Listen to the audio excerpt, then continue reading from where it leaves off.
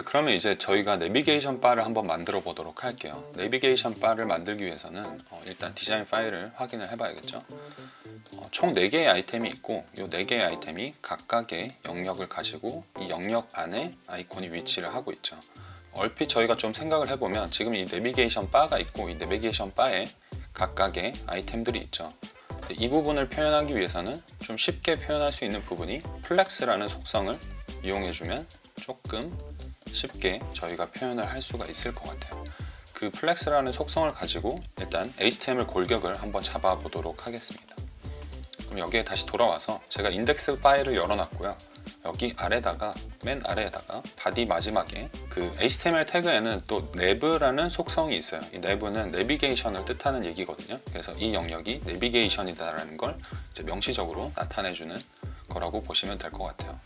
그러면 여기다가 이제 아이템들을 저희가 입력을 해줄 텐데 이 아이템들은 각각의 페이지들을 넘어가도록 저희가 설정을 해줘야 되거든요. 저희가 이전 비디오에서 간단하게 A 태그에 대해서 알아봤었죠. 그때는 이제 메일 애플리케이션을 실행시키는 어떤 형태로 A 태그를 활용을 했었는데 보통 A 태그는 이제 페이지를 이동시키는 목적으로 많이 사용을 해요. 그래서 여기다가 A 태그를 입력을 해주고 여기에 클래스 이름을 일단 첫 번째 거는 커버이고요. 두 번째 거는 A 태그 해서 이슈에 해당하는 페이지가 하나 있고 그리고 세 번째 거도 클래스 해서 like에 해당하는 페이지가 있었죠. 그리고 마지막은 my에 해당하는 페이지가 있었어요. 여기다가 저희가 이름은 별도로 적어주지 않고 바로 이미지를 입력을 해줄 거예요. 그러면 이 이미지를 클릭하게 됐을 때 이 A 태그에서 지정해준 페이지로 이동을 시킬 수가 있게 되거든요. 이미지 해서 여기도 이미지를 먼저 선택하고 아이템 여기 보시면 커버라는 아이템이 있어요. 이렇게 이제 작성을 해주시고 두 번째 페이지에는 이슈라고 작성을 해주시고요. 세 번째 페이지에는 like라는 아이콘이 있고요. 네 번째 페이지에는 more이라고 되어 있네요. 제가 my라고 안 해놓고 more이라고 해놨네요. more이라는 아이콘이 있어요. 이렇게 이제 저장을 해주시고 나면 새로 고침을 해보시면 지금 맨 밑에 이 영역이 붙은 걸 확인하실 수가 있죠. 저희는 이 부분을 이제 아래쪽에 고정되게 배치를 시켜야겠죠. 그럼 여기 내비에다가도 이름을 하나 붙여놓도록 할게요. GNB라고 할게요. 글로벌 내비게이션 바의 의미에서 이렇게 이제 설정을 해주시고 스타일링을 바로 하시면 되는데 내비게이션은 모든 페이지에서 사용을 하고 있잖아요. 그러니까 이 페이지를 위해서만 사용을 하는 게 아니니까 공통적으로 다 참조를 하고 있는 main.css 파일에서 스타일링을 해주도록 할게요. 그럼 여기다가 GNB를 선택을 해주시고요. 먼저 width는 100%로 해주셔야 전체 width를 차지하게 되겠죠. 그리고 하이트는 디자인상의 하이트가 72픽셀이거든요. 이렇게 작업을 해주시고 포지션은 픽스드로 제가 작업을 해줄게요. 왜냐면은 스크롤이 돼도 밑에 GNB가 뜨게끔 만들어주기 위해서 픽스드로 이제 작업을 해놓고 바텀은 0이 되고요. 그리고 레프트는 또 0으로 해주면 밑에서 붙고 왼쪽에서 붙게 되겠죠. 이렇게 저장해서 새로 고침을 해볼게요. 그럼 지금 적용은 됐는데 티가 잘 나고 있진 않아요. 백그라운드 컬러를 한번 지정을 해볼게요. 일단 레드로. 이렇게 되면 하단에 GNB 바가 자리 잡고 있는 거를 확인을 하실 수가 있어요. 이렇게 하고 이제 저희가 원하는 컬러로 입력을 해줘야겠죠. 이 바의 컬러는 이 컬러고요. 그리고 여기 밑에 보시면 살짝 보더가 들어가 있거든요. 이거는 블랙의 7%가 안쪽으로 보더가 그려져 있어요. 이 부분도 바로 작업을 하도록 할게요. 백그라운드 컬러를 이제 지정을 해주고 보더를 넣는 방법은 두 가지가 있을 수 있어요. 보더로 해서 보더 탑으로 저희가 입력을 해주고 1픽셀 솔리드 그리고 RGBA 해서 8%였죠. 이렇게 이제 적용을 해주게 되면 해당 보더가 이제 생겨지게 되고 이것도 안쪽으로 일단 보더를 그려보도록 할게요. 박스 사이징을 보더 박스로 만들어주면 되겠죠. 그럼 이제 보더가 안쪽으로 그려지게 됐어요. 이렇게 이제 보더 탑으로 그리는 방법이 있고 저희가 저번에 이제 박스 섀도우를 배웠었잖아요. 그거를 활용을 하실 수도 있어요. 예를 들면 박스 섀도우를 인셋으로 두고요. X는 0이고 Y를 -1로 하면 위쪽에만 섀도우가 안쪽으로 내려오게 되거든요. 이렇게 하고 블랙이라고 일단 해볼게요. 제가 착각을 했네요. 이 부분을 인셋으로 했기 때문에 -1이 아니라 위에서 이제 내려오게 하려면 그냥 1픽셀로 하면은 위에서 보더가 그려지게 돼요. 그럼 여기에 그려진 거를 확인을 하실 수가 있죠. 이것도 마찬가지로 RGBA 값으로 8%를 주도록 할게요. 그러면 이런 식으로도 그려도 전혀 상관이 없어요. 이 상태에서 이제 아이템들을 각각 위치를 시켜줘야 되잖아요.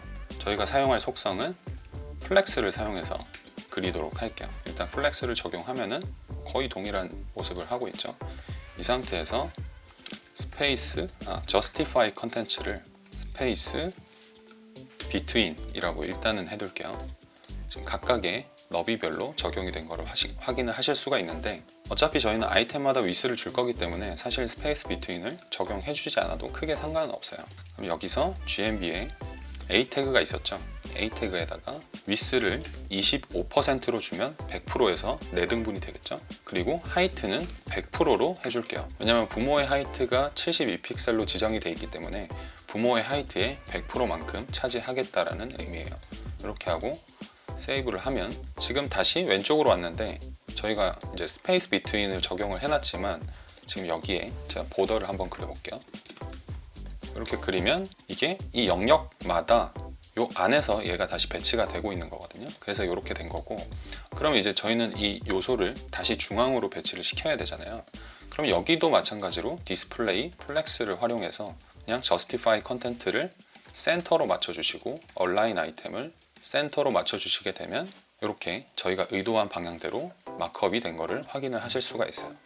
그리고 여기다가 저희가 예전에 마우스 이펙트를 하나 만들어 놨었죠. 그 마우스 이펙트를 동일하게 적용을 시켜 보도록 할게요. 그러면 다시 인덱스 페이지로 가서 여기에 마우스 이펙트를 그냥 이름만 적어주면 해당 효과를 참조하게 되겠죠.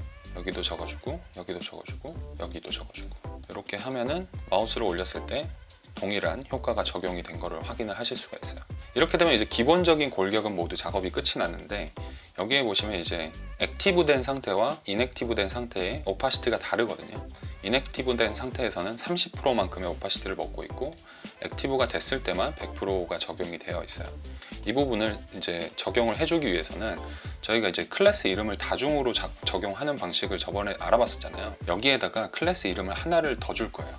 뭐냐면 액티브라는 클래스를 제가 이름을 하나 적용을 해볼게요. 이렇게 한다고 해서 뭐 당장의 변화는 없죠. 왜냐면 저희가 따로 이 액티브에 대해서 지정을 해주는 게 없기 때문에. 그럼 다시 main.css로 가서 여기에서 GMB에 액티브라는 거를 이제 선택을 해서 여기는 오파시티가 1이고 기본적으로는 오파시티가 0.3이 되도록 제가 변경을 해볼게요. 이렇게 저장을 하면은 지금 액티브된 항목만 오파시티가 1이고 나머지는 오파시티가 30%만 적용이 되어 있는 걸 이제 보실 수가 있죠. 이렇게 되면 일단 보더는 제거해주고 저희가 의도한 결과대로 모두 완성이 된 거예요.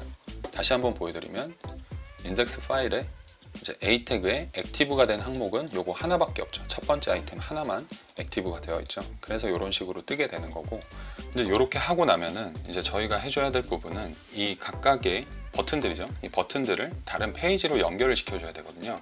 저희는 A 태그를 사용을 하고 있잖아요. 이제 제가 저번 비디오에서 특정 URL로 이동을 시키고 싶을 때는 href라는 속성을 이용해주면 된다고 말씀을 드렸었죠. 그때는 이제 네이버를 예를 들었었는데요.